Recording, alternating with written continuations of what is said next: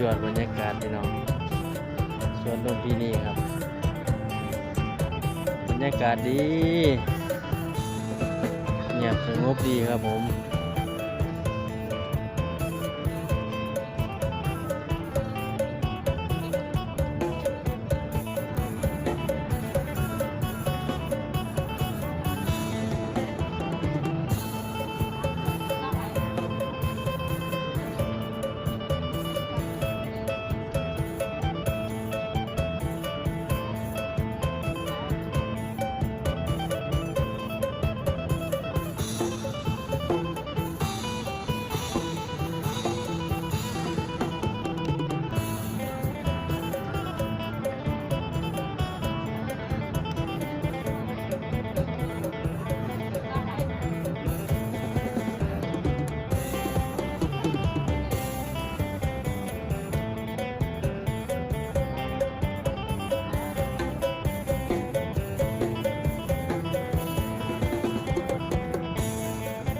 ก่อนนี้จะมีต้นเผาสวนวันมองในการถ่ายรูปถ่ายคลิปยินก็ได้บอลจะมานั่งถ่ายรูปถ่ายคลิปบอลเนี่ยยินก่อนบางแง่บางใหญ่เลย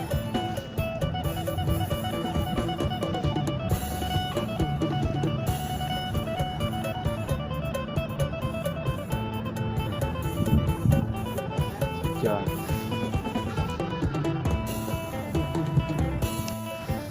จักหน่อยพี่น้องกันงานกาชาดแล้วกางเต็นท์กางยังไว้เรียบร้อยเตรียมแล้วเดือนหน้านี้แล้วพี่น้องคนหลายบุญงานเนี่ยย่างจนลงหาทางออกบ่เห็นหมดอ่ะรวมคนหลายเต็มไปเบิดนี่มีแต่เต็นของกินของอยากจับส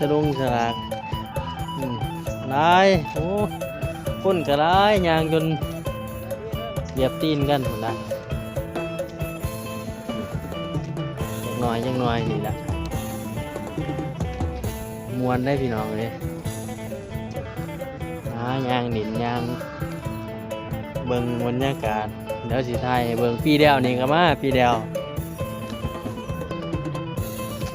ปีนี้ก็สิมาอีกเนื่ออยู่ใกล้ๆครับนี่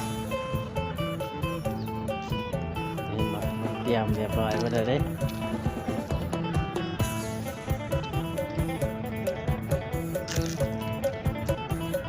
สวนลุมพินี